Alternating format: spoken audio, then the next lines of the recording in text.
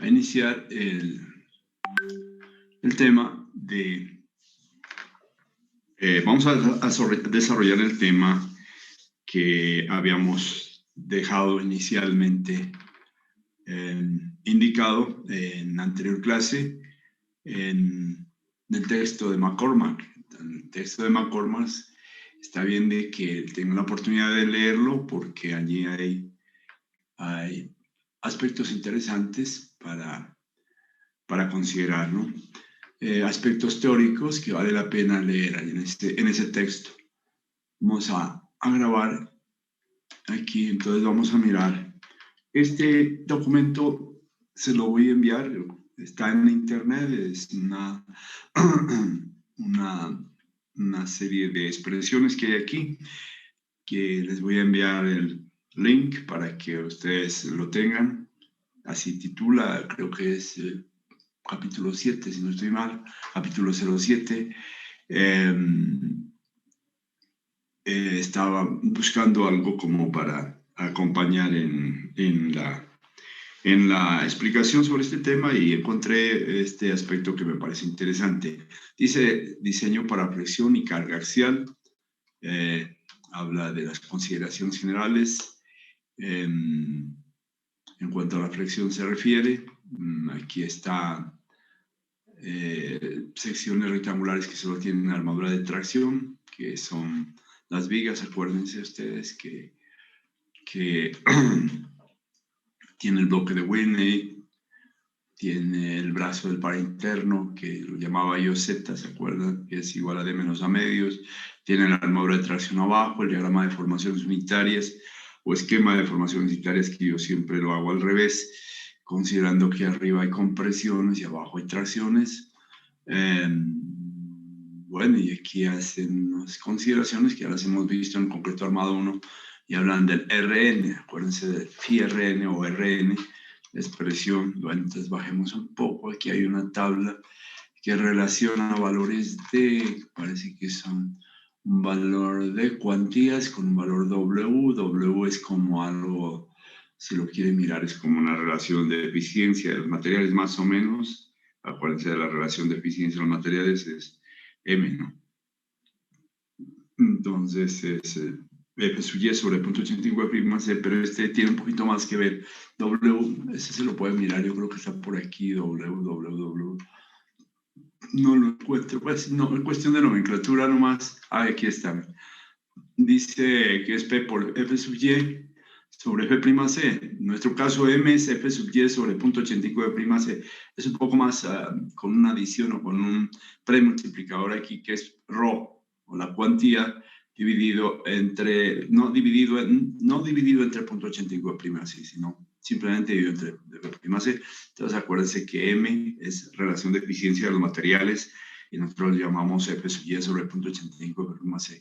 Bueno, digamos que aquí está haciendo una tabla que para quien le guste curiosear, pues perfectamente puede encontrar algo interesante. Curvas de resistencia, diríamos, sí, como R sub N versus cuantía, ¿no? R sub N, recuerden que es FIRN, lo están colocando aquí en las ordenadas y en las abscisas de la cuantía y sacan una relación para diferentes clases de concretos. Bueno, interesante. Nunca hablamos sobre ello, pero quien esté interesado puede mirarlo. Bueno, aquí habla sobre otros aspectos que son interesantes que se dan en ese campo. Seguramente aquí está hablando de la cuantía de tracción máxima, no sé. Interesante, de todas maneras, ustedes lo van a tener. Yo se lo voy a enviar para que lo tengan. Aquí, ¿qué será esto? Bueno, dice múltiples capas de armadura, o sea, que van dos filas de refuerzo en la parte inferior. Las vigas doblemente armadas, etcétera, etcétera. ¿Dónde está? Vamos a lo que me interesa, pero ¿dónde está? Vamos para más abajo. Velocidades con precisión axial y carga. Sí, aquí está. Entonces aquí empieza a mostrar en este punto consideraciones generales, flexión y carga axial. Entonces dice el diseño o investigación de un elemento comprimido corto, no esbelto, ¿no? Se basa fundamentalmente en la resistencia de su sección transversal. La resistencia de una sección transversal solicitada a una combinación de flexión y carga axial, o sea, flexo-compresión, debe satisfacer tanto la condición de equilibrio de fuerzas como la condición de compatibilidad de las deformaciones. Luego, la resistencia a la combinación de carga axial y momento, P sub n, M sub n, se multiplica por el factor de reducción de resistencia phi que corresponda a, para determinar la resistencia de diseño phi P sub n, phi M sub n de la sección. La resistencia de diseño debe ser mayor o igual a la resistencia requerida. Es decir, phi P sub n, phi M sub n mayor o igual que la resistencia requerida, o sea, mayor que las solicitaciones, ¿no? Frente a una situación requerida es una carga actuante y un momento actuante. Entonces, esto sería lo que resiste frente a lo que actúa. Bueno, con base en eso se hacen unas consideraciones adicionales y aquí presentan un diagrama de interacción carga-momento con una condición de phi igual a 0, perdón, phi igual a 1, o sea, no hay reducción, no hay factor de reducción de capacidad de resistencia, sería como llamar a las cosas por phi, como P sub n, phi es, sino resistencia a la carga axial P sub n y resistencia al momento M sub n. Luego, afectado por el factor phi, se reduciría ostensiblemente, es decir, el phi, con respecto a su condición nominal. Al multiplicar por phi, la curva se contrae y presenta esta forma, ¿no? Y aquí aparece este valor que ustedes recordarán, el phi sub P sub n máximo permisible, ¿no? Acuérdense que lo miramos en algún momento dado, que yo decía que este era FAC, y este phi, y este P sub 0, que P sub 0, acuérdense también ustedes, por ahí lo deben tener, que es la carga axial en condiciones, digamos, de los materiales, obviamente sin considerar excentricidad alguna. Naturalmente, cuando uno está en este eje, no hay excentricidad alguna y por tanto no hay momento rector. Bueno, diagrama de interacción de las resistencias, columna con estribos cerrados. Obviamente uno cuando utiliza estribos cerrados, la columna no es hunchada, la columna es hunchada cuando se utiliza ejes helicoidales o refuerzo en forma de ¿qué es? En forma helicoidal, ¿no? Entonces ahí sí sería este punto 85, pero cuando hay refuerzos transversales en forma de estribos cerrados, esto es punto 80. Acuérdense del famoso FAC, del cual les hablaba, que es una nomenclatura mía, FAC, que al fin y al cabo no aparece en ninguna parte, sino que yo la empleo dándole ese nombre. En la norma o en cualquier texto está simplemente con su valor punto 8 o punto 85, dependiendo de cuál sea la situación. Bueno, dice resistencia con interacción biaxial. Aquí empieza la parte que dice un diagrama de interacción uniaxial, define la uniaxial define la resistencia a la combinación de carga y momento en un único plano de una sección solicitada por una carga axial P. Pues se sobreentiende que son mayoradas, ¿no? P sub U, M sub U, o sea, está hablando en forma general de carga axial P y de un momento uniaxial M.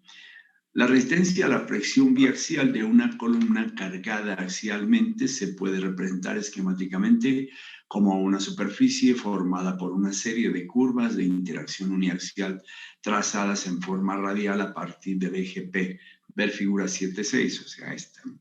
Entonces sería esta es la que, digamos, tenemos una especie de un trompo invertido, ¿no? Una cuarta parte de un trompo invertido.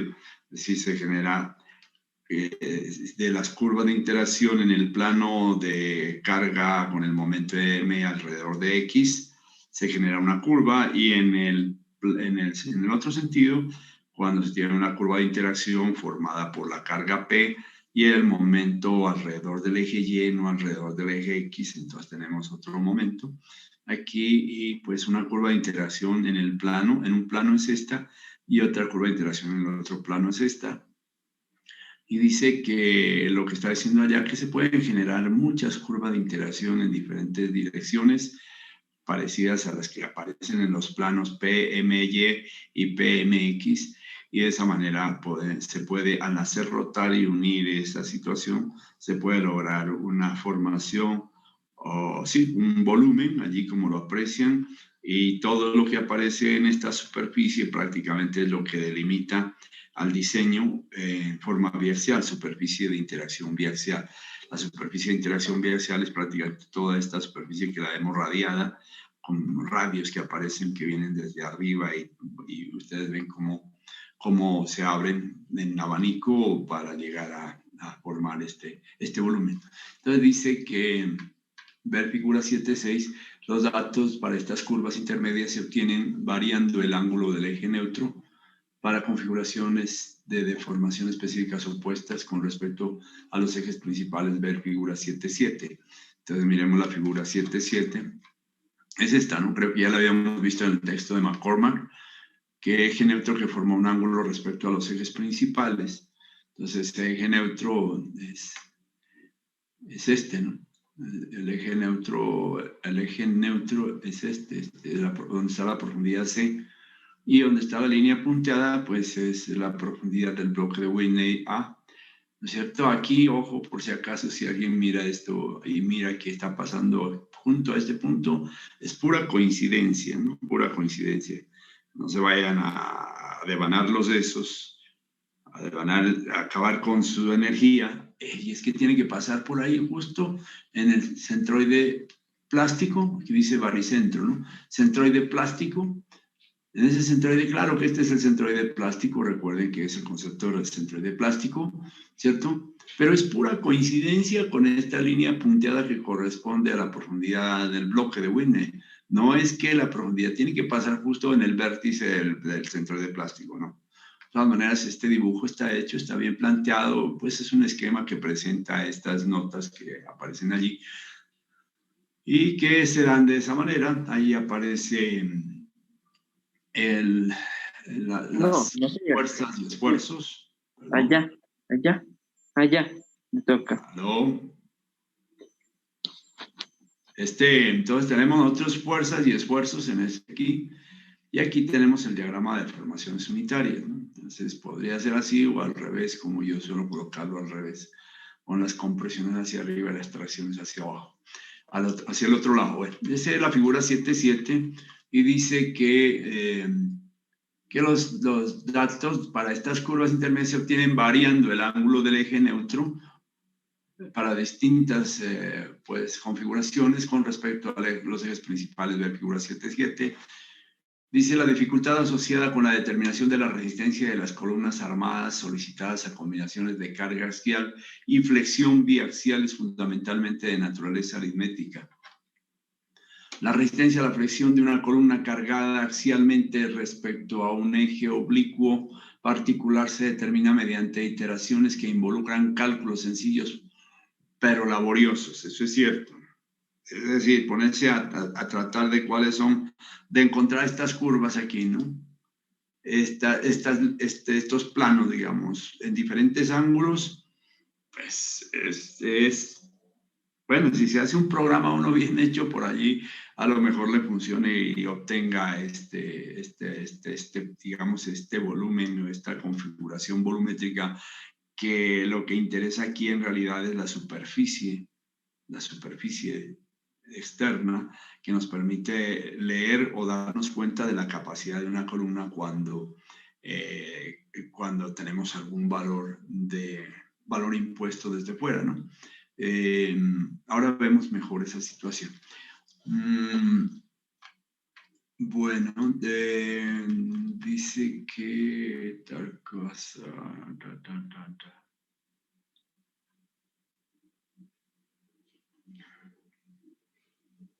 Leamos un poquito aquí. Leamos un poquito aquí, creo que me había saltado. Consideraciones generales, carga biaxial, dice. Una columna está solicitada a flexión biaxial cuando la carga provoca flexión simultánea respecto de ambos ejes principales. Flexión simultánea. Hay que tener en cuenta, porque puede ser flexión uniaxial cuando está solicitada por un lado, pero por el otro lado no. Pero cuando es flexión simultánea es cuando está solicitada por momentos simultáneos respecto a los dos ejes principales que digamos que contiene la sección transversal del elemento columna. El caso más habitual de este tipo de carga ocurre en las columnas de esquina, dice, de un edificio, ¿no? El diseño para flexión biaxial y carga axial se menciona en algunas partes que debe estar en la norma, me imagino, yo no sé. La sección 10.11.6 trata los factores de amplificación de momento, debe ser que está en la norma. De momento por consideraciones del test para los elementos comprimidos solicitados a carga axial.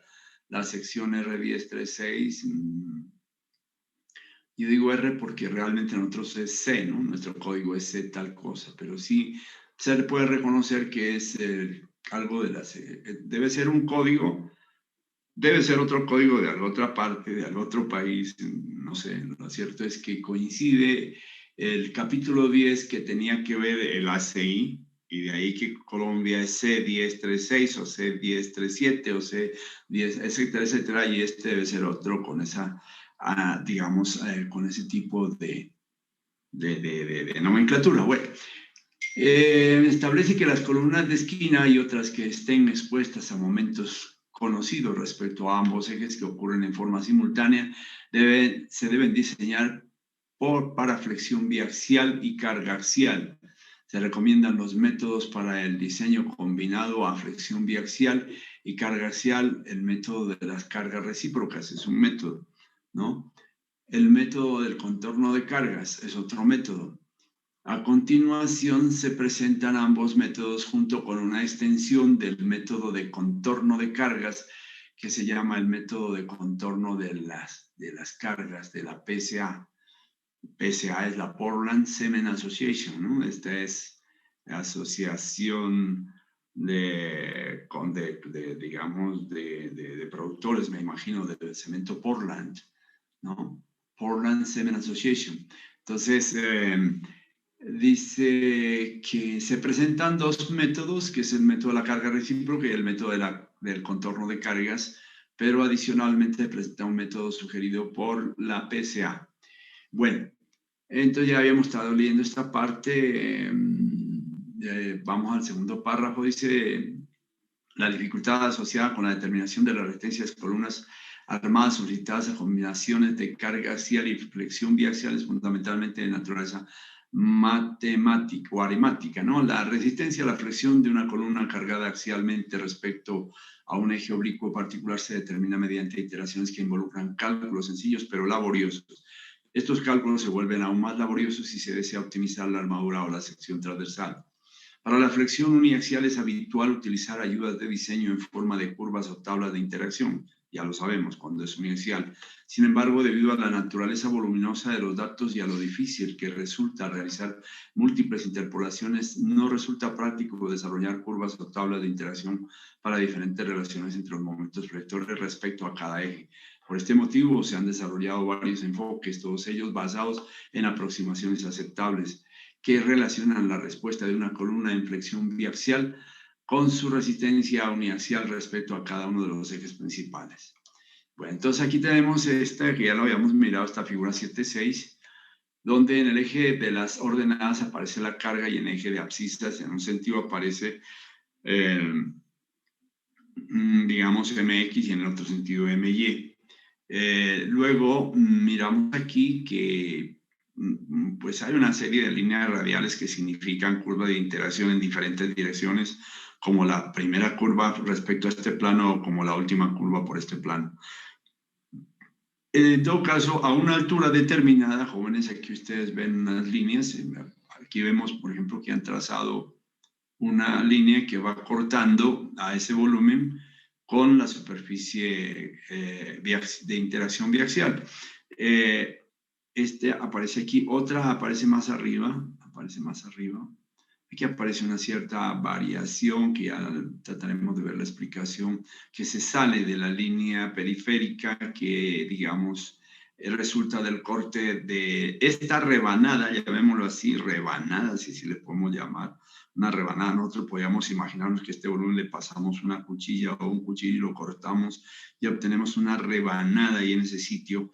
Y ese punto digamos, de esa línea de intersección que se da entre esa rebanada que se acaba de cortar y la superficie biaxial nos permite encontrar una línea que se llama línea de contorno, ¿no? Una línea de contorno.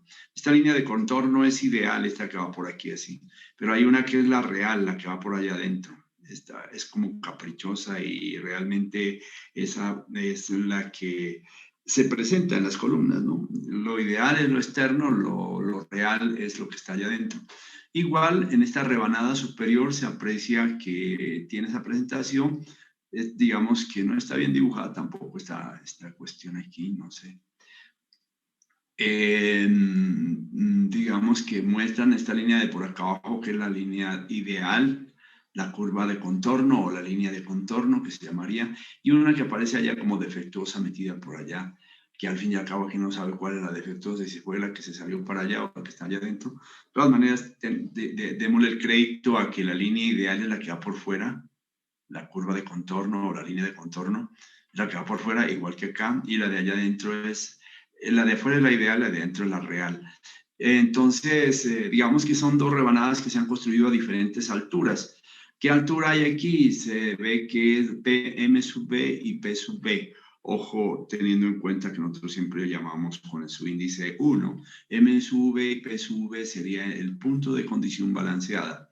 O sea, el punto a la altura de una carga balanceada, porque esto es carga, a la altura de una carga balanceada para una determinada columna se trazó, se obtiene, pues por supuesto, un momento balanceado, que es el punto extremo donde se tiene que la curva viene por aquí a la vuelta. Y aquí se ha trazado a esa altura para una condición de altura. Miren, si el origen está acá abajo, en esta parte, la altura sería P sub N, P sub B. Y más arriba y habría otra carga P para otra carga mayor. La curva de contorno sería haciendo un recorrido como el que se presenta aquí. ¿Listo? Bueno, miremos aquí, pues ya lo observamos que esta es como la obtención, digamos, de una curva de interacción en un momento dado para una posición de un eje neutro arbitraria, formando un ángulo θ con respecto a uno de los ejes de la columna, eje X o eje Y, y esa es la situación. Entonces tendríamos ese eje neutro formando un ángulo con respecto a uno de los ejes X o Y.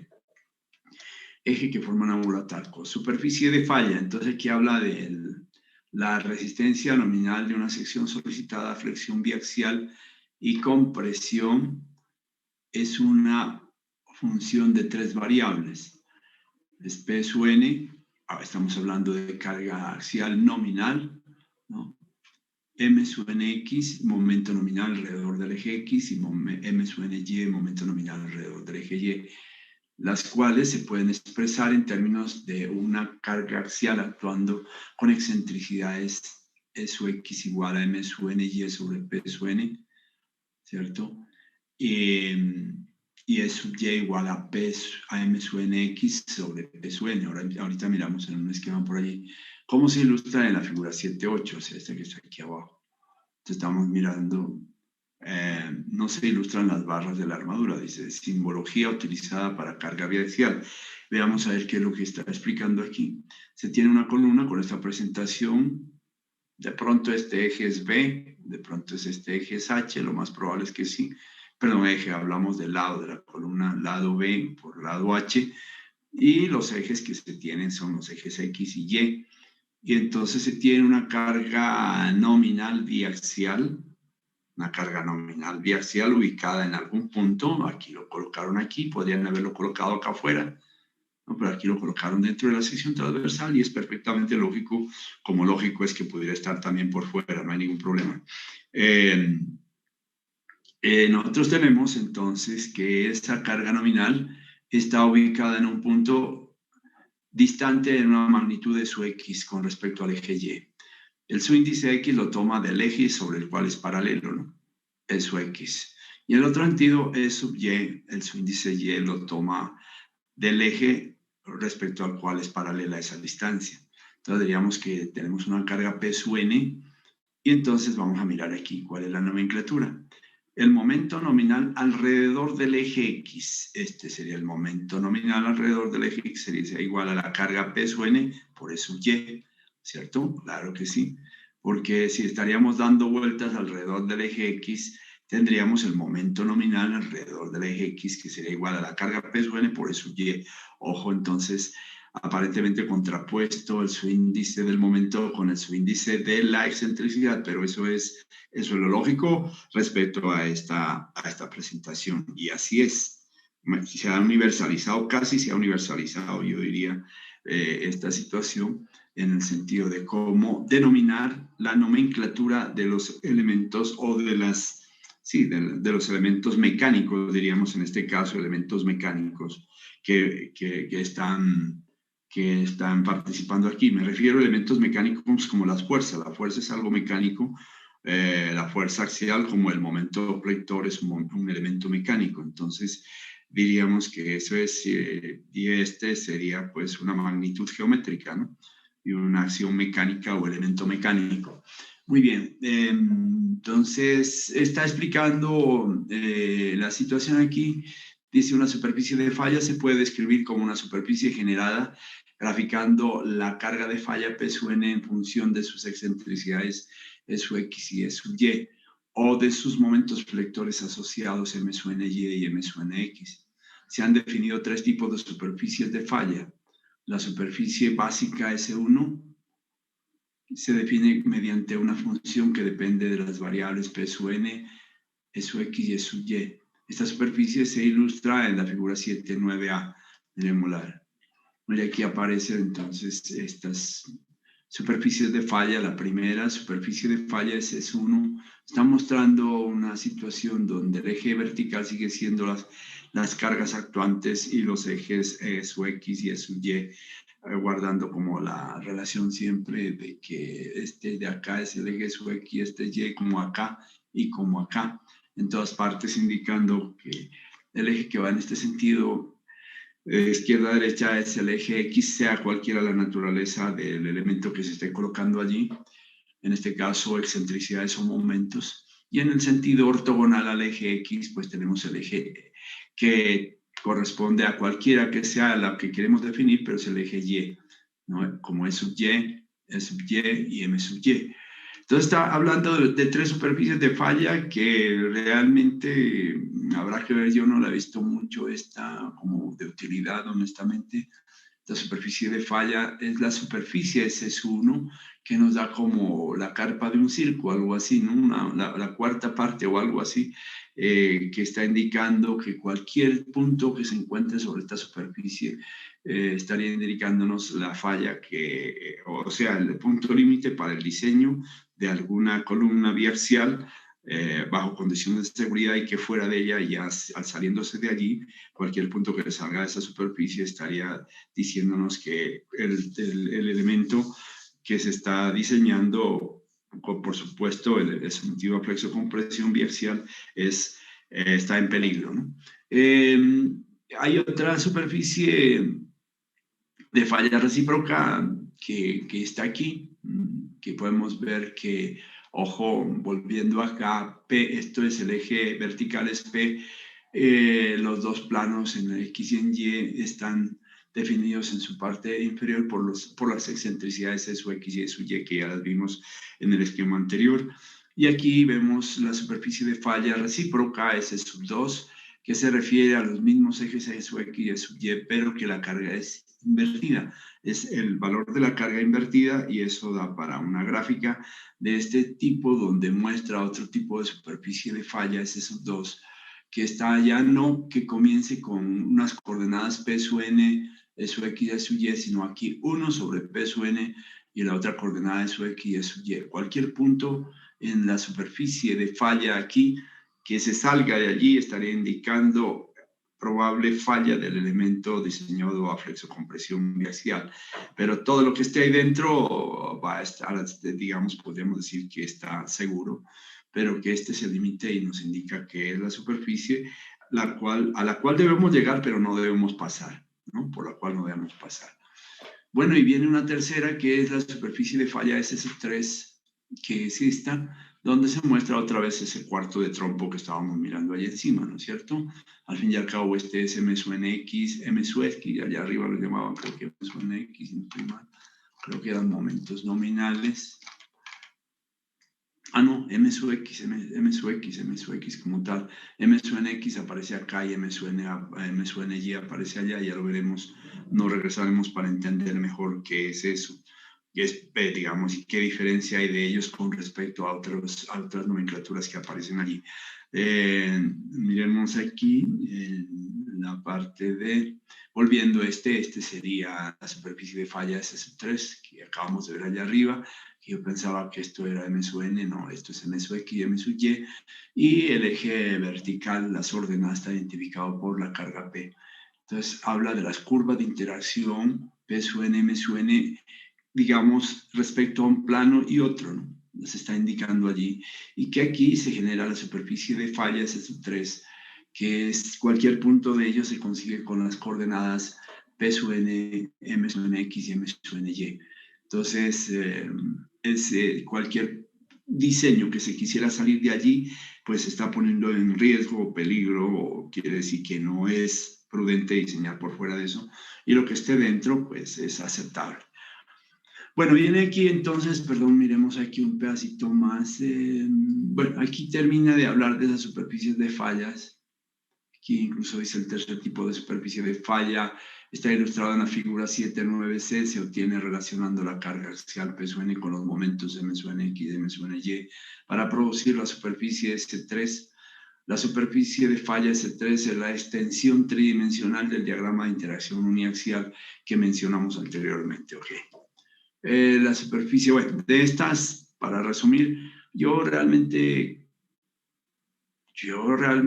no he visto o no me he metido con este esquema para tratar de averiguar si hay falla o no, o qué está pasando. Honestamente no me he metido. Siempre he trabajado con estas situaciones de superficie de falla recíproca S2 o superficie de falla S3, que la más común de todas es esta, ¿no? Muy bien.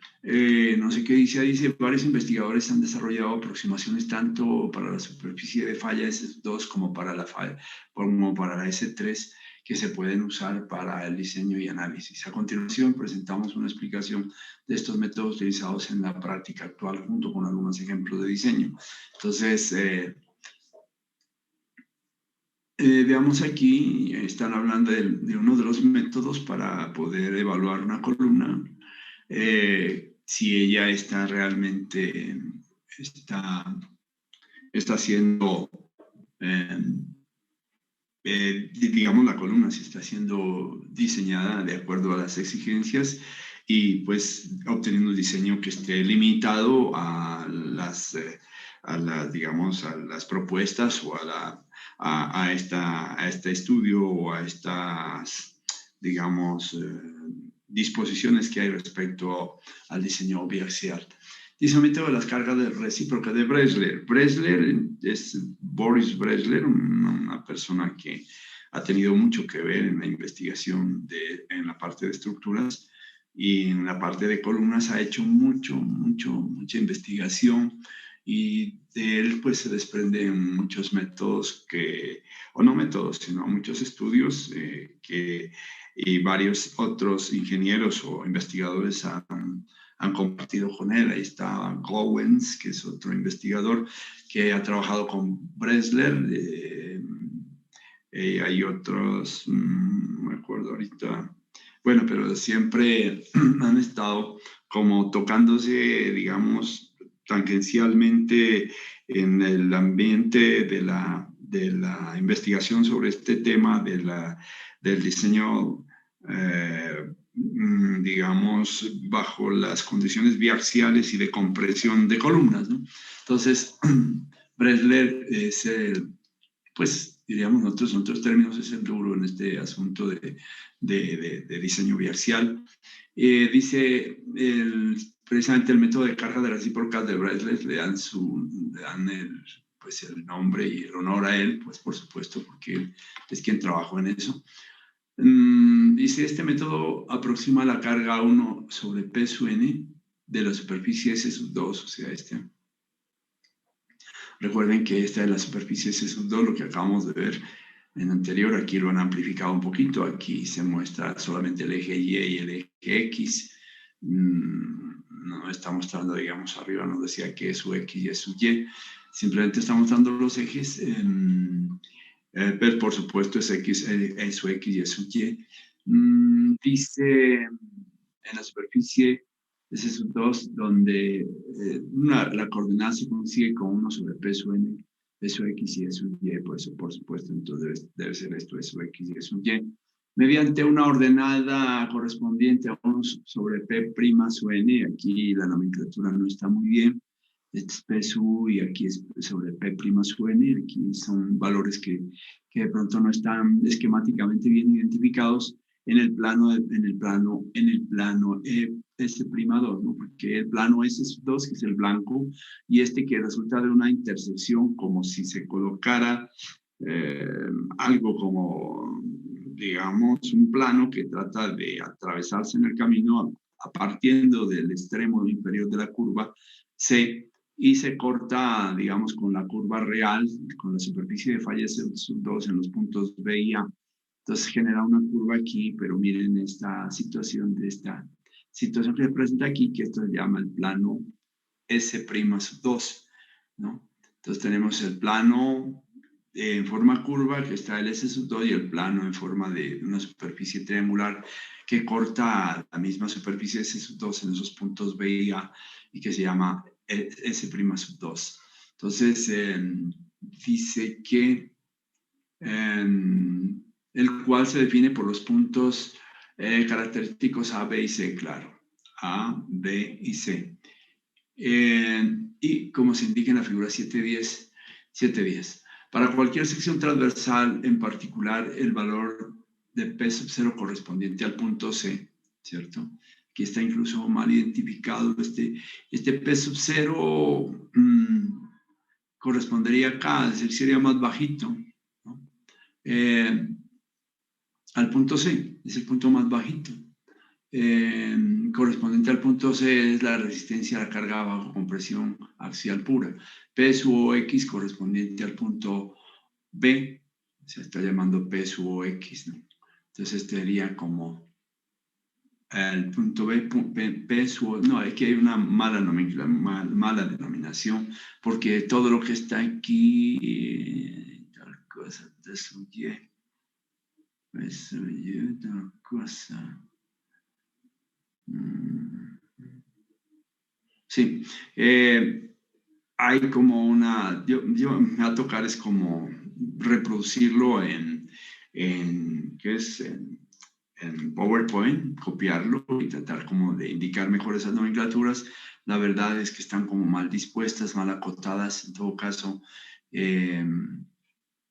es confuso, incluso la nomenclatura es muy confusa.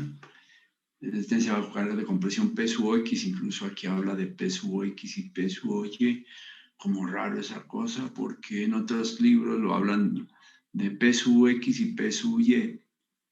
Está hablando de las cargas uniaxiales no simultáneas, está bien. Bueno, de todas maneras, discúlpenme, pasemos esta parte y tratemos de mirar. Hay algo, pues yo realmente lo bajé, pero estoy mirando que hay dificultades con la nomenclatura. Incluso está mal colocada y mal acotados los valores aquí.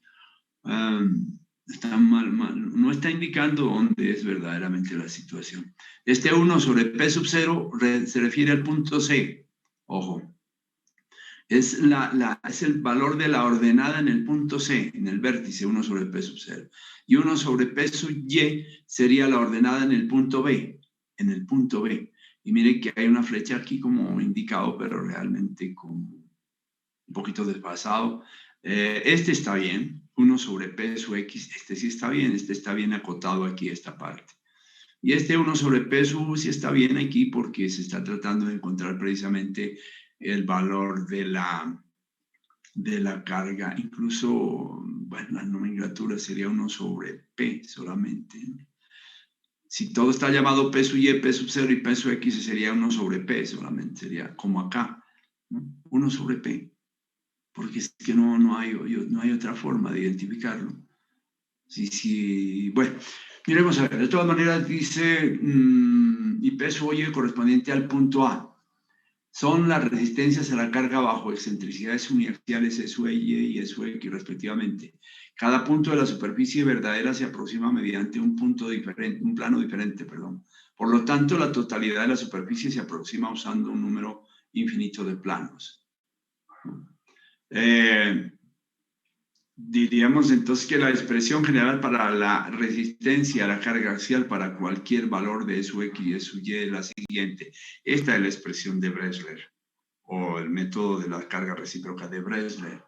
Dice que el valor de la carga 1 sobre P sub n, recuerden que la carga axial nominal se sobreentiende que es mayorada, sería igual a 1 sobre P' sub n aproximadamente, y que aquí no está muy bien identificado, que sería, se está refiriendo al plano S' sub 2, mientras P sub n se refiere al plano P sub n, sí, digamos a la situación, esto, escúcheme, repito. 1 sobre P sub n se refiere al valor real que estaría ubicado sobre la superficie de falla S sub 2. Y 1 sobre P' sub n se referiría al resultado, a la carga recíproca en este caso, que estará ubicado sobre la superficie de falla que se ha colocado aquí como S' sub 2. Pero de todas maneras, el que interesa aquí es este valor. Este es como una ayuda, como para tratar de entender esta situación, aunque esta ayuda realmente con esa nomenclatura y a ratos más es una ayuda en lugar de ser ayuda, es algo que lo ayuda a desviarse a uno. De todas maneras, quiero que lo entiendan que esta expresión sobre todo es como para ayudar un poco en el entendimiento de la situación, y que en últimas lo que es igual es 1 sobre P sub n igual a 1 sobre P sub x más 1 sobre P sub y menos 1 sobre P sub 0. Aquí están hablando de otra nomenclatura que realmente es como, pues yo no la he acostumbrado, sino que he acostumbrado a decir 1 sobre P sub X y 1 sobre P sub Y, ¿no? Pero, digamos, no entremos en más discusión, lo vamos a mirar en más observaciones o más apreciaciones a esto. Lo miramos lo que está en la norma sismo resistente, a ver qué nos dice allá al respecto. Bueno, el método de las cargas recíprocas. O sea, este es como el esquema para poder entender cómo Bresler hizo el planteamiento de su expresión de carga recíproca. Entonces, con base en esto, la expresión puede uno encontrar el valor de la carga axial máxima que puede soportar la columna, la carga axial máxima, en este caso la carga biaxial, ¿no? La carga biaxial que podría soportar la columna bajo condiciones de flexión simultánea alrededor de los dos ejes, ¿no? Esa sería la situación. Miremos a ver qué dice acá. Reordenando, dice, las variables se obtiene, obviamente, haciendo una transposición de términos, se obtiene que la carga P sub n, si la carga nominal, axial, biaxial, es una carga axial bajo condición de acción simultánea de momentos alrededor de los dos ejes. O sea, hay momentos con acción simultánea. Entonces nos estaríamos obteniendo una carga P sub n que sería igual a 1 sobre estos valores que están aquí debajo, 1 sobre P sub x y más 1 sobre P sub y menos 1 sobre P sub 0, donde P sub x, la de P sub x, lo que les digo yo, como raro esta vaina. Yo siempre lo he llamado P sub x. Dice, máxima resistencia a la carga uniaxial de la columna en un momento de M sub nx igual a P sub n por E sub y. Dejemos esta partecita, terminemos antes de entrar a las cargas de contorno de Bresler. Tratemos de mirar la nomenclatura para que podamos entender muy bien. Entonces tendríamos nosotros que dice esta definición P sub x, máxima resistencia a la carga uniaxial de la columna con respecto de M sub nx, que sería igual a P sub N por E sub Y, o sea que P sub N sería este P sub X, ¿no? Entonces tendríamos eso. Y P sub Y sería la máxima resistencia a la carga uniaxial de la columna con un momento M sub NY igual a P sub N por E sub X. Como raro, ¿saben? Mi P sub 0 es la resistencia, máxima resistencia a la carga axial sin momentos aplicados. Acuérdense que P sub 0 ya lo vimos cuando estábamos iniciando. Por allá en alguna parte mirábamos P sub 0 cuando iniciamos a ver las curvas de interacción carga-momento, pues obviamente en un solo, respecto a un solo eje, ¿no? P sub 0. Esa la tienen por allá, tal vez les dije algún día la vamos a necesitar, tenganla en cuenta. Bueno, esta ecuación tiene una forma sencilla, se refiere a esta, por supuesto, y las variables se pueden determinar fácilmente. La resistencia a la carga axial P sub 0, que se puede decir la de las más fáciles, P sub X y P sub Y se determinan usando cualquiera de los métodos presentados anteriormente para flexión uniaxial con carga axial. Resultados experimentales han demostrado que esta ecuación será razonablemente exacta si la flexión no gobierna el diseño, ¿no? Si la flexión no controla el diseño. Recuérdense ustedes que una columna puede ser crítica por compresión o crítica por tracción, ¿no? O una columna de otra manera la podemos llamar. Si vemos una curva de interacción carga-momento, acuérdense que hay un recorrido desde la máxima carga hasta el punto de la carga balanceada en una curva. Y eso se puede decir que es un sitio donde está controlado por o gobernado por la compresión. Pero si las cargas están por debajo de la carga balanceada, entonces ya es una zona controlada por tracción o por flexión. Entonces dice que los resultados experimentales han demostrado que esta ecuación será razonablemente exacta si la flexión no gobierna el diseño. O sea, si hay, digamos, una columna donde uno detecta que está controlada más por flexión que por compresión, ni se meta a aplicar esta expresión porque no va a ser tan exacta, no va a ser pues, tan, digamos, aproximada a la realidad. Entonces, dice que más bien es de aplicarse cuando la situación del diseño está controlado por compresión. Bueno, la ecuación solo se debe usar si, entonces mire, aquí está hablando de P sub N es mayor que 0.10 P'(Ag). Acuérdense que esto sí lo mirábamos, ¿no? Este punto 10 es un punto de quiebre de la curva de interacción carga-momento cuando vimos la elaboración de la curva de interacción carga-momento. ¿Listo?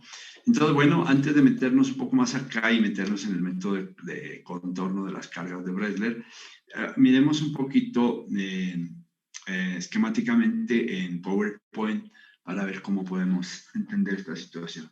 Excúsenme un momentico, entonces nos pasamos allá. Voy a pausar la grabación mientras copio una forma para poderlo explicar.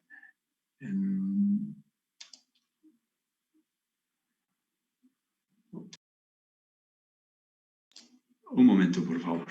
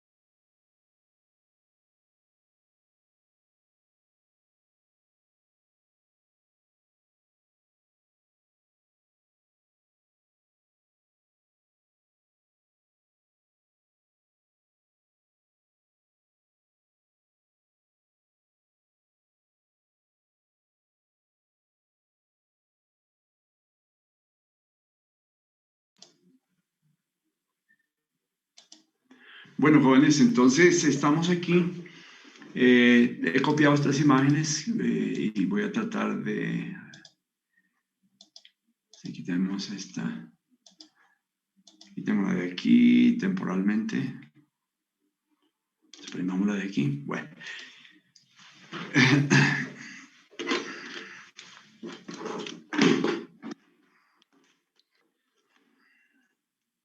Primero que todo pasemos esta acá y miremos aquí. Ahora me vaya bien con esto porque me vaya bien es con el pulso para poder hacer lo que quiero hacer.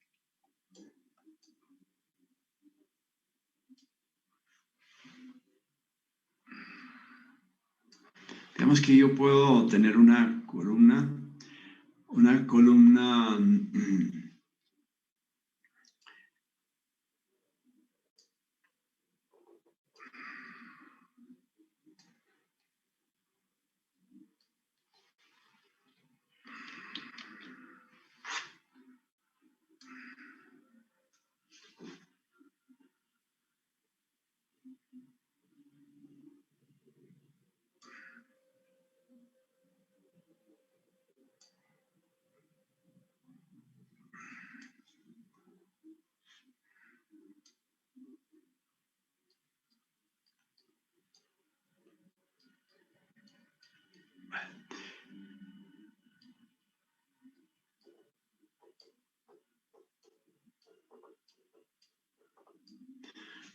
muy bien. Pensemos que cualquiera de esos lados puede ser B y H, ¿no? De la columna, cualquiera de los dos lados. Pensemos en que este eje lo vamos a llamar Y y este eje lo vamos a llamar X. Y pensemos en una carga que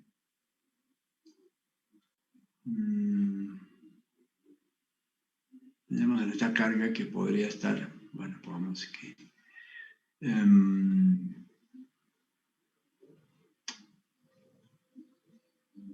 bueno, pongámosle de una vez esta dirección más bien para que no tengamos para podernos entender mejor.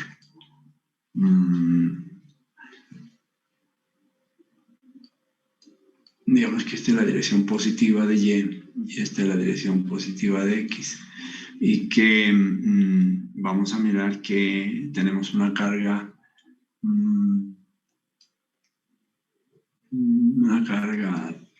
P, digamos, ubicada por aquí en este sitio. Vamos a decir que esta carga es P.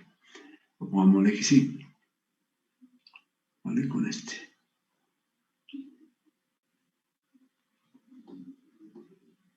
Esta carga está aquí, ubicada aquí en este sitio. Esta es la carga P sub U,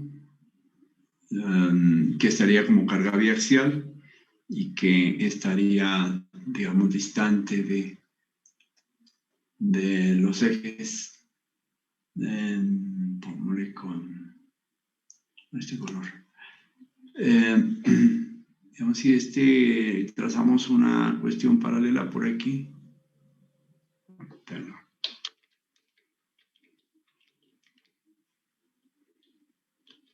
Otro color más bien para que nos permita identificar mejor la situación. Vamos a ver aquí, sí.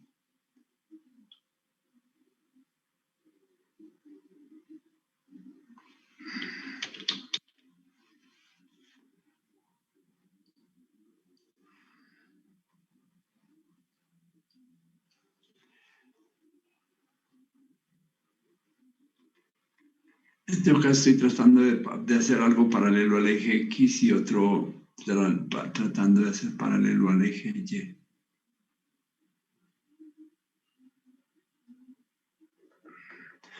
Vamos, esta carga cae en un punto aquí fuera de la columna. Perfectamente la podemos imaginar allí, diciendo que está con respecto a este punto y a este, está en una magnitud E sub Y. O sea, que E tiene su índice del eje con respecto al cual es paralelo. Y en el otro sentido, tendríamos entonces esta magnitud que sería, digamos, esta distancia, sería identificada como desde aquí hasta aquí y se llamaría E sub X. Entonces, tendríamos una carga biaxial, digámoslo así. Vamos a ponerle aquí que esta es carga biaxial. Carga biaxial. Que viene a ser la carga biaxial, viene a ser la suma de las cargas que provienen de cada uno de los ejes, ¿no es cierto? Entonces, esa sería la carga biaxial. Si uno hace el análisis de pórticos en sentidos ortogonales, uno ve que por un lado le viene un momento y una carga, y por el otro lado le viene otro momento y otra carga. Entonces, la suma de esas dos cargas viene a ser la carga biaxial que estaría actuando sobre la columna. Entonces, en este caso, la carga biaxial se ubica en un sitio que no está ni alineado con X ni alineado con Y, entonces está en una posición excéntrica respecto a los dos ejes y por tanto tiene esas magnitudes de excentricidad. Entonces diría que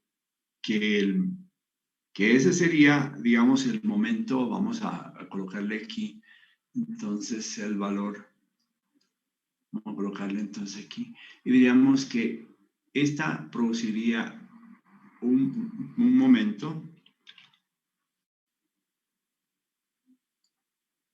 que se llamaría, digamos, si yo trabajo, tratemos de hablar con este más bien para que no tengamos problemas. A ver, tratemos de quitarle esta partecita a esto, para que trabajemos más bien con la carga nominal, la carga P sub n. Entonces vamos a tener aquí un momento de P sub n por E sub x y a la vez entonces podríamos decir que este valor lo podemos acompañar de phi P sub n y diríamos que es la carga biaxial P sub. Entonces, este sería igual a phi P sub n. Entonces, diríamos que si produce un momento alrededor del eje X, estaríamos, perdón, alrededor del eje Y, estaremos encontrando un momento M sub n, phi M sub n, perdón, phi M sub n Y. Y alrededor de aquí se estaría presentando un momento alrededor del eje X que sería phi M sub n X. Entonces nosotros tendríamos que decir aquí abajo que el valor de M sub U X sería igual a phi M sub n X y que este a su vez es igual a phi P sub n multiplicado por E sub y, ¿cierto? Entonces tendríamos, mire, phi P sub n X que viene a ser este que está aquí. Este momento se produce por esta carga que es phi P sub n multiplicada por este brazo E sub y. Se produce por E sub y. Entonces tendríamos que ese valor, pues en sí es M sub X, ¿no? Este es M sub X, o sea, momento de diseño alrededor del eje X, que sería igual al momento nominal de diseño multiplicado o premultiplicado por el factor de reducción de capacidad de la sección. Si tenemos ese, podemos decir también que M sub Y es igual a phi M sub n y que ese phi M sub n y que está aquí, que sería igual entonces a M sub Y, ¿cierto? Este valor que está aquí. Entonces es igual a la carga phi P sub n multiplicada por este brazo que es E sub X. Entonces tendríamos que es igual a phi P sub n multiplicado por E sub X. Entonces tendríamos esa situación. ¿Qué tendríamos entonces? Que este par de momentos son momentos uniaxiales simultáneos, digamos. Este y este son momentos uniaxiales simultáneos. Momentos uniaxiales simultáneos.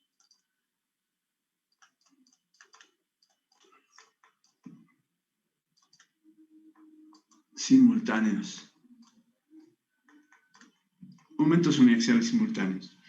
Entonces, ese es un concepto que debemos tener. ¿Qué es el producto de una carga que está llegando allí. Que está llegando, escúchenme un poquito, me paso a otra parte como para explicar un poquito antes eso. Digamos, yo tengo este aspecto, digamos que tengo esta columna así, de esta manera. Perdónenme el dibujo, de todas maneras quiero es como tener un dibujo más o menos para transmitir el concepto. Digamos que sí, dejémoslo así, con este eje aquí. Este que es el eje X, Y, digamos, puede ser X también, a la hora de la verdad cualquiera puede ser, pero ya como hemos convenido esto, entonces vamos a tratar de conservar esta situación de, diría que este es X, entonces, si yo tuviese solamente una acción en un solo sentido, que tuviese, digamos, pongámosle aquí un momento en un solo sentido, o sea, cuando la carga proviene por el eje X, yo tendría una carga que está corriendo solamente sobre el eje X, sin salirse de ahí. Entonces diría yo que es una carga, a ver, ¿cómo llamaría esto? Llamémosla P sub, que estaría, P sub que estaría, a ver cómo la puedo llamar. De todas maneras me está produciendo un momento alrededor del eje, en todo el centro, que es alrededor del eje Y. Entonces diríamos que este momento sería un momento que estaría actuando alrededor del eje Y, y lo podría llamar yo como M sub Y, ¿cierto? Y bueno, y la misma situación, pasémosla acá, donde tendría la misma sección transversal de la columna,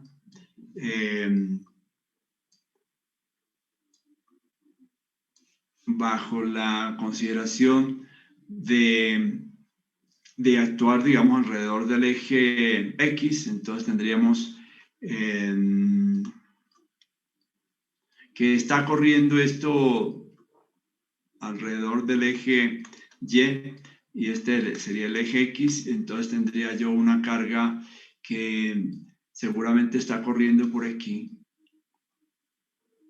solamente por aquí, una carga P sub, no le quiero poner nombre todavía, escúcheme un momentico para poder identificar muy bien, y que esta, así como, pongámosle, identifiquemos con esta situación que tenemos aquí, diríamos, esta sería su X, la distancia desde, quitémosla de aquí, hombre. ¿Cómo le ponemos aquí? Como para que no se confunda esta parte, diría yo que le voy a prolongar aquí un poquito con esta. Voy a sacar un poquito hacia acá. Y lo voy a colocar aquí así. Y este diría que es la distancia E su X. E su X. Y en el otro sentido yo tendría digamos que es, voy a marcar una distancia desde aquí, que sería E sub Y. E sub Y.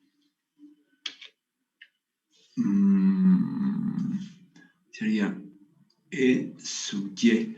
Entonces, está produciendo un momento alrededor del eje, o sea, alrededor de, perdón, aquí esto, estaría produciendo un momento alrededor del eje X, ¿cierto? Entonces, este momento sería M sub X.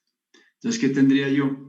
Unos momentos, digamos, no simultáneos, unos momentos, ¿cómo podría decir? Como momentos, en un momento dado, que en un instante dado, en una circunstancia particular, que van a ser, digamos, momentos que pueden ser resistidos en un solo sentido. Entonces yo tendría que mirar la situación en particular de cada lado. Si esta es una situación de que la columna es capaz de soportar momentos uniaxiales respecto a cada lado, sería como decir que tiene capacidad de resistencia uniaxial, y esa capacidad de resistencia uniaxial respecto a cada uno de los ejes se podría tomar con otra nomenclatura que no sería M sub X, sino M sub O X, digamos, no M sub Y, sino M sub O Y. Entonces, miremoslo aquí, tratemos de identificar de esta manera la situación.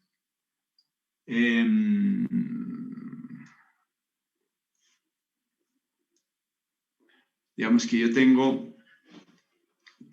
tengo yo esta situación de estar trabajando respecto a cada uno de los lados, y trataría de mirar cuál es la capacidad de resistencia de la columna respecto a uno de los lados. Entonces diría yo que ese momento, que es M sub O, en este caso Y, y en el caso del otro lado tendríamos como M sub O X.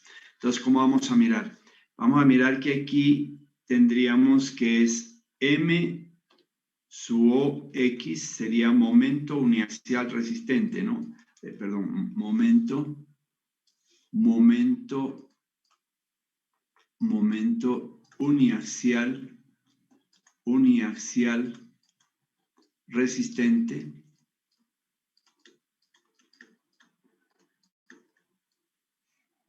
respecto al eje X, ¿no? Alrededor del eje Y, alrededor de X. Y aquí podría decir entonces que tengo el M sub O Y, que sería el momento uniaxial resistente,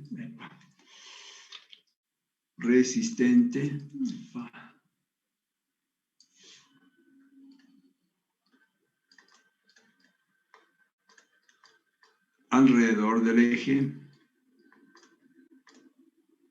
de Y. Entonces, ¿qué tendríamos? Veamos aquí. Tendríamos un M sub O X, que sería igual a un P sub multiplicado por D sub Y. Y aquí tendrían un M sub O Y, que sería igual a un P sub multiplicado por E sub X. ¿Sí? Entonces, ¿qué tenemos aquí? Momentos uniaxiales resistentes respecto a cada uno de los lados, con respecto a cada uno de los ejes de la columna, M sub X y M sub Y. Acá nosotros tenemos en esta parte donde estaba mirando, tengo M sub X y M sub Y, que son momentos uniaxiales simultáneos. Entonces, si nos regresamos un poquito y miramos aquí, ¿dónde estoy? Me perdió la parte ya. Si miramos aquí, son momentos uniaxiales no simultáneos, ¿no? Estos son no simultáneos. Esta consideración hay que tenerla en cuenta. Estos son momentos resistentes uniaxiales no simultáneos. Cuando yo no simultáneos. No simultáneos. ¿Qué quiere decir mirando luego? Que yo tengo, perdóname, voy a sacar esta parte de aquí como que la llevo un poquito más arriba ahí. Sí. Y tengo entonces una situación para definir aquí, insertar aquí, metamos una imagen. Tenemos, por un lado, el momento,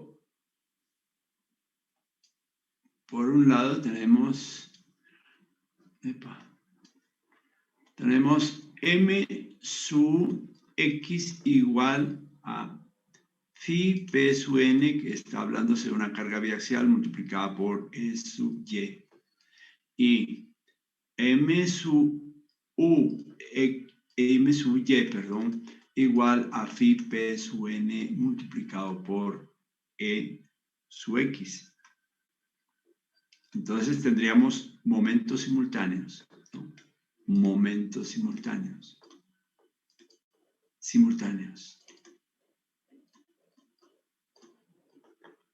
Y este m sub o x igual a p sub u multiplicado por E sub y.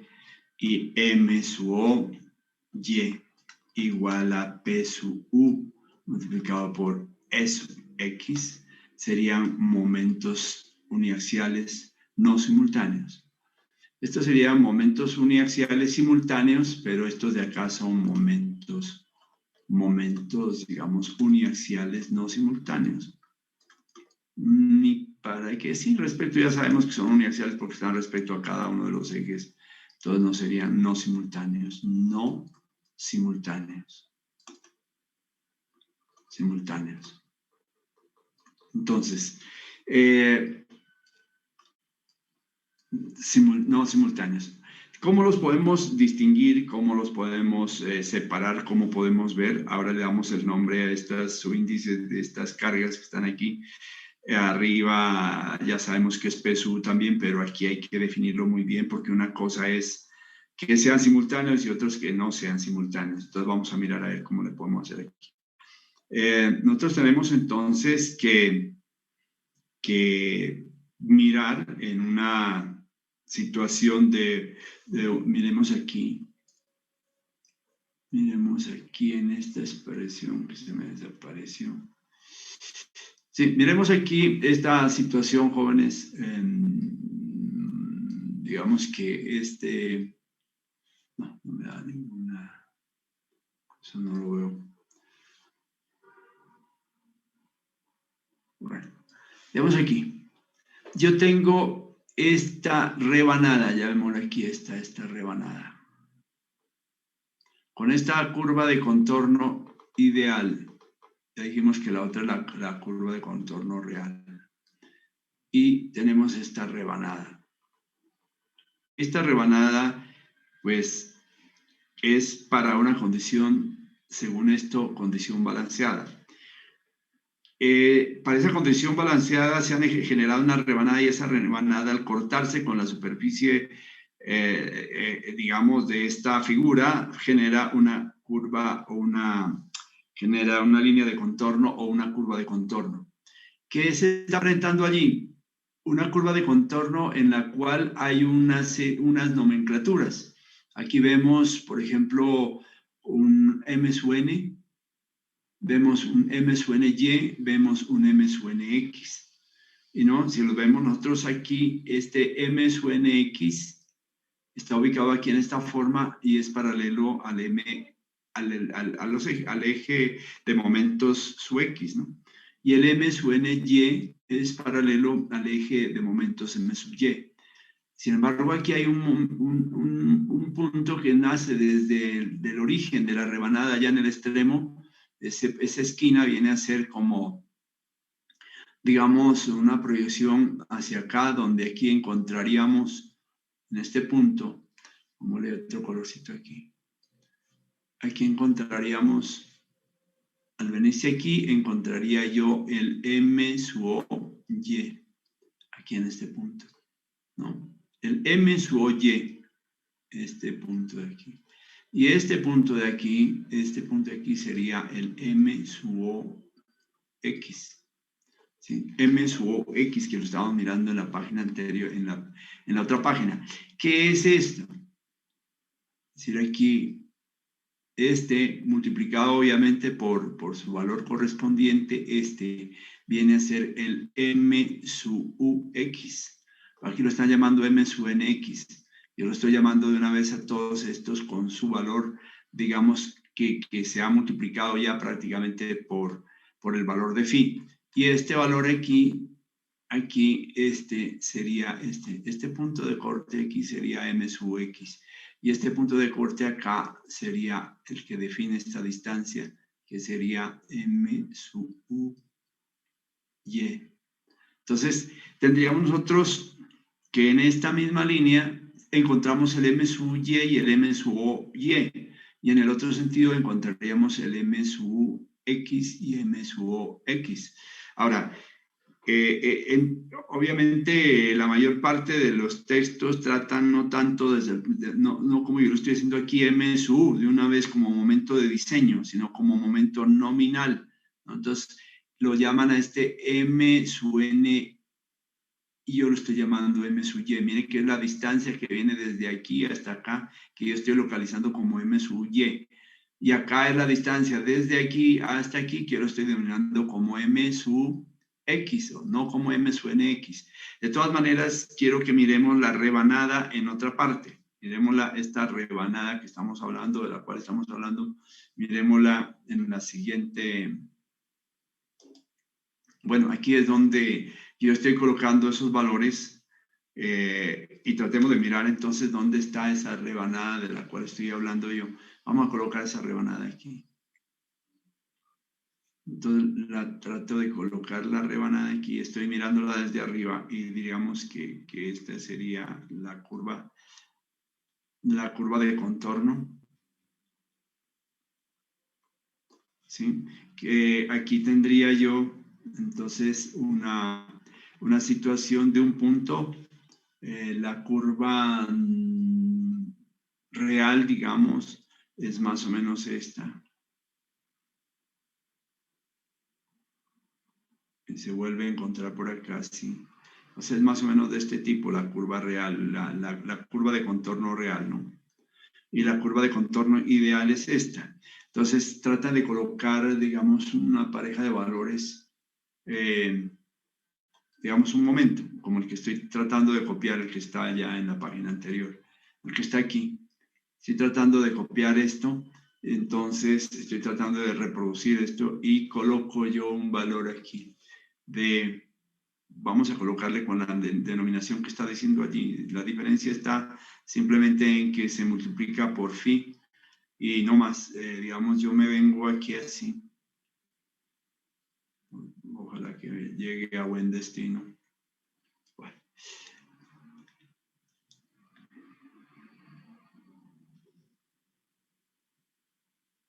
Bueno, trato de llegar a ese punto. Entonces identificamos aquí que se tienen unos valores aquí. Voy a tratar de colocar aquí esto.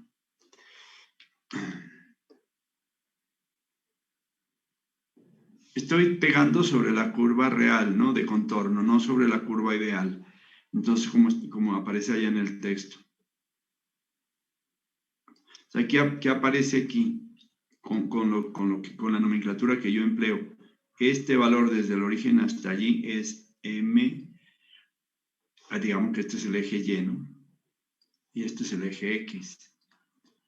Este es el eje Y y este es el eje X. Entonces este sería M sub U, M sub X que viene hasta aquí. Y este de acá sería el M sub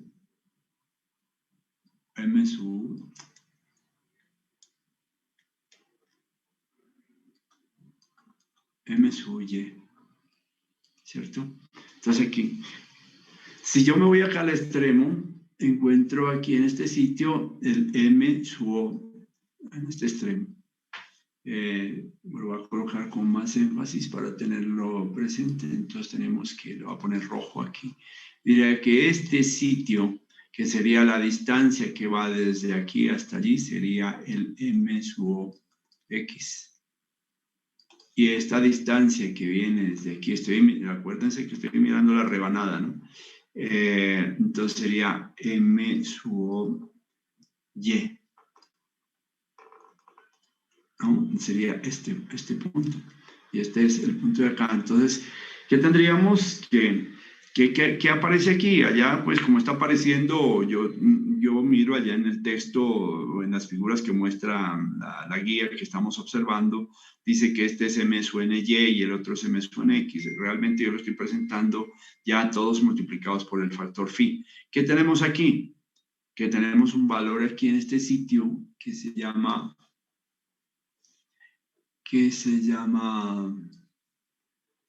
en este sitio que se llama este valor aquí. Este valor. Este es el M sub U biaxial, ¿no? Este sería el momento biaxial que está formando un ángulo con alguno de los dos lados. Diría, este es el ángulo teta, si se quiere, teta con respecto a Y, o podría ser el ángulo teta con respecto a X, ¿no? De todas maneras, el ángulo que se está formando del momento biaxial. ¿Qué tendríamos entonces? Que M sub B, que lo llaman generalmente M sub, o que lo llaman phi M sub N, este momento es el momento biaxial. El momento biaxial. ¿No? El momento biaxial. Entonces, ¿qué tenemos aquí? Que podemos apreciar que el momento siempre va a ser eso. Siempre vamos a tener que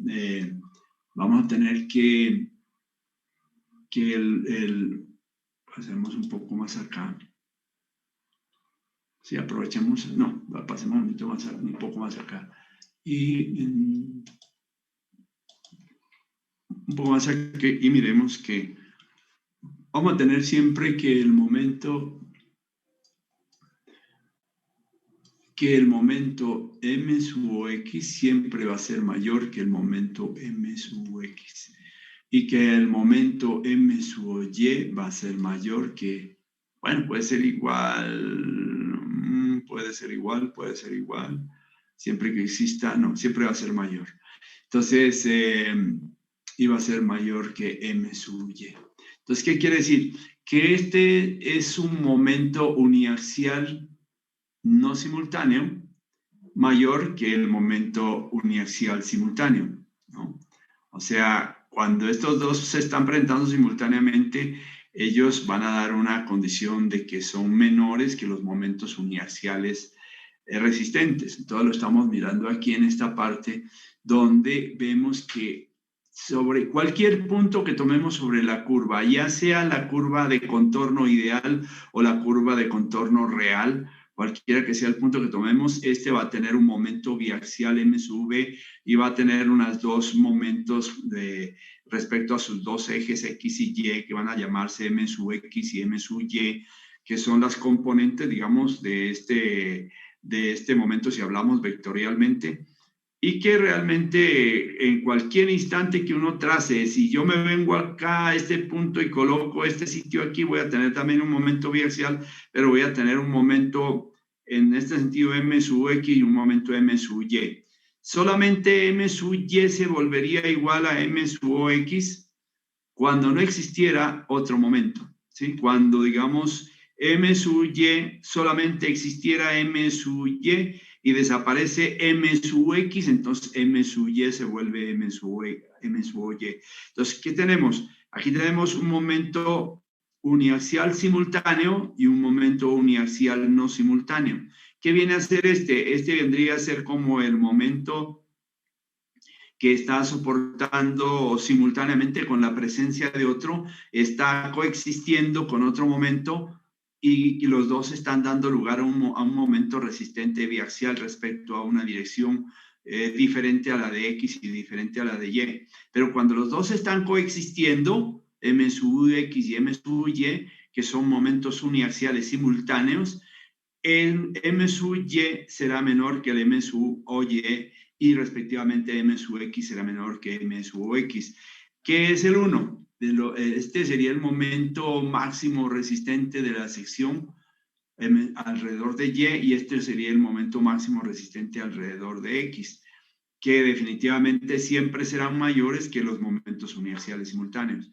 Entonces, aquí se tiene una presentación, digamos, yo siempre acostumbro a tratarlos con su índice U, y no con el subíndice n, pero aquí en este texto o en esta parte se está mostrando con los subíndices n. Miremoslo aquí, ¿no?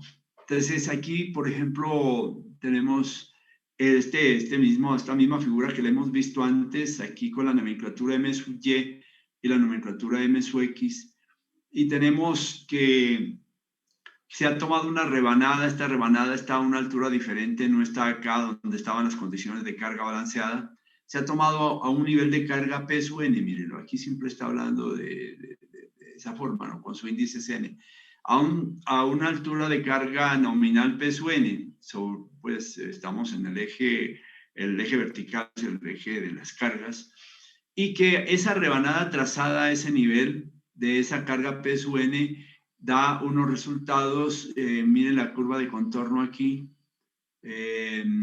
dice aquí se tiene un plano o rebanada o plano de P sub n constante, y en ese plano podemos identificar nosotros el M sub n x y el M sub n y, que aunque no se ve aquí, no, este sí es el M sub n, el diagonal, ¿no? M sub n o momento biaxial, que viene aquí, y este sería el momento M sub n x, que yo lo llamo, perdón, M sub n y, que yo lo llamo M sub y, y el otro momento que lo llama aquí M sub n x, yo lo llamo M sub x, y los correspondientes valores que están acá en el extremo, mírenlo aquí, entonces tenemos que sería M sub n o y, que yo lo llamo M sub o y, que realmente es mayor que la proyección, mírenlo aquí, que sería M sub y.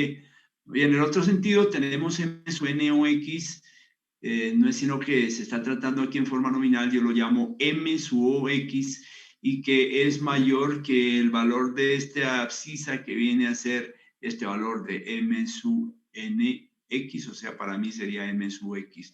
Entonces tenemos esa situación que se está presentando. Lo importante es que reconozcamos esa situación. El uno es el momento que es capaz de resistir la sección con respecto a un lado sin que exista otro momento, o sea, M sub n o y o M sub y, como quiera llamarse, ya sea nominal o ya sea de diseño, es siempre que tenga el subíndice O, quiere decir que es el momento resistente de la sección transversal respecto a un solo lado, sin que exista otro momento en el otro lado. Cuando ya existe momento, ya deja de llamarse M sub n o y o M sub y, como quieran, o perdón, M sub o y, y ya se llamaría M sub y o M sub n y. De todas maneras, importante tener en cuenta la diferencia entre los dos, ¿de acuerdo? Muy bien, entonces miremos un poquito más, ya el tiempo se nos acorta aquí, y miremos esta parte aquí perdón, me estoy dejando de compartir, yo no sé si estaba hablando sobre eso.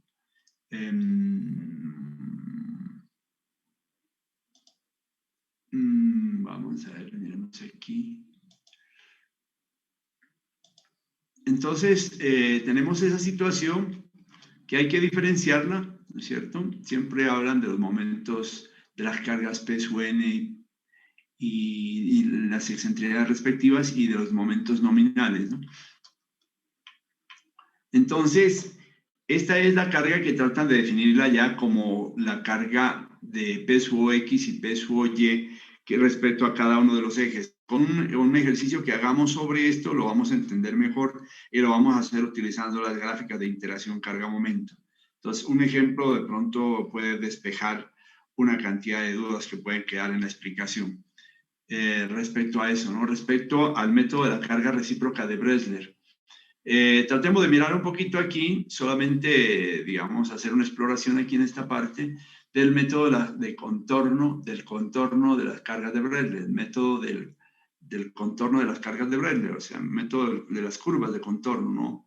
O de las líneas de contorno de las cargas de Bresler. Método de contorno de las curvas de Bresler debería ser, ¿no? Yo no sé, de las cargas. Bueno, en este método se aproxima la superficie S3, que es esta, miren, la superficie S3 la está indicando aquí, superficie de falla S3. Dice que está identificada por las coordenadas P sub n, obviamente por esta P sub n que está aquí, esta carga, por los momentos M sub n x y M sub n y, ¿cierto? Este sería un punto. Aquí el punto, mire que lo están tomando sobre una curva ideal de contorno, ¿no? No sobre una curva real, sino sobre la curva ideal de contorno está tomando este punto. Este punto entonces sería, ¿qué tiene coordenadas? Tiene P sub n, M sub n, Y y M sub n X. Serían las tres coordenadas para definir ese punto de la superficie. Ese punto particular de la superficie es el 3. Mediante una familia de curvas correspondientes a valores constantes de P sub n, como se ilustra en la figura 711, que es esta, ¿no es cierto? Los contornos de las cargas de Bresler para P sub n constante en la superficie de falla S sub 3. Dice, como se ilustra en la figura 711, estas curvas se pueden considerar como contornos de las cargas. Bueno, contornos de las cargas. Bueno, sí, serían como los límites de las cargas, ¿no? Sería el contorno de las cargas, como la superficie de falla que genera esa curva de contorno, que sería una curva límite. Fuera de ella, las cosas no funcionarían. La expresión general para estas curvas se puede aproximar por medio de una ecuación de interacción adimensional de la forma como se muestra aquí. Esto ya nos lo está dando precisamente gente como Bresler, como Gowens y como otros tantos que han estudiado en este aspecto, nos están diciendo que esta sería la expresión que nos permitiría encontrar una curva de contorno o una línea de contorno, empleando la relación entre el momento biaxial sobre el momento es decir, el momento resistente elevado a la alfa más el momento MNY sobre MNOY elevado a la beta igual a 1, ¿no? Entonces está empleando estas relaciones que aparecen aquí de MNY sobre MNOY y MNX sobre MNOX, pero sumados los dos, pero elevados precisamente esa relación entre ellos elevado a la alfa, ¿no? Como relación flexionante sería esto, ¿no? Como una relación flexionante, porque está dando momentos simultáneos sobre momentos no simultáneos, independientemente. Y esa expresión entonces sirve para poder encontrar, haciéndola igual a 1, sirve para poder trabajar y encontrar gráficamente luego las curvas de contorno que se emplearían en el diseño. Aquí habla sobre la situación de que miramos aquí un poquito, dice, no tiene aquí, no tiene, dice, donde MNX y MNY son las resistencias nominales a momento biaxial en las direcciones de los ejes X e Y, respectivamente. Observar que estos momentos son el equivalente vectorial del momento uniaxial MN. El momento M sub n o X es la resistencia nominal al momento uniaxial respecto al eje X, y el momento M sub n o Y es la resistencia nominal al momento uniaxial respecto al eje Y. Los valores de los exponentes alfa y beta, aquí lo están hablando como alfa nomás, en otras partes habla como alfa y beta, son función de la distribución y ubicación de la armadura. Son función también de las dimensiones de la columna, son también función de la resistencia y las propiedades elásticas del acero y del hormigón. Indica que es razonable suponer que alfa es igual a beta, por lo tanto la ecuación 9 se convierte en esta expresión. ¿No? Quiere decir que este es alfa y el otro es beta, ¿no es cierto? Y que alfa se pueden aproximar a que son iguales y que por tanto podemos considerar esa expresión. Luego viene con esto la explicación de unas curvas que vienen más acá abajo. Este documento se lo voy a trasladar, les voy a trasladar el link a ustedes a su WhatsApp para que lo tengan y pues y hagan lo que consideren conveniente con él, lo suban como archivo o lo impriman, como sea. Listo, jóvenes, hasta ahí llegamos y casi que no nos quedó tiempo para hablar, pues porque yo siempre digo que debemos dejar unos 5 minutos para hablar, pero dada la circunstancia tan irregular del día de hoy, de que me atrasé por un asunto que tuve que salir a realizar y bueno, en todo caso, quedamos aquí en esta parte. Voy a tratar de hacer, de subir unos ejemplos, y aquí también hay unos ejemplos como para entender cómo es el asunto del diseño biaxial de columnas obviamente que están sometidas a momentos biaxiales simultáneos, por supuesto, y a una carga axial.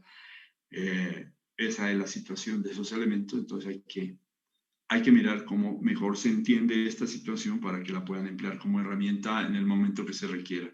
Muchas gracias y nos despedimos, nos estamos viendo más luego.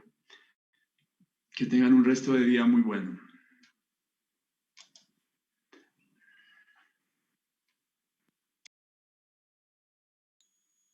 Hasta luego, profe, gracias. Hasta luego, profe. Hasta luego, buen día, buen día.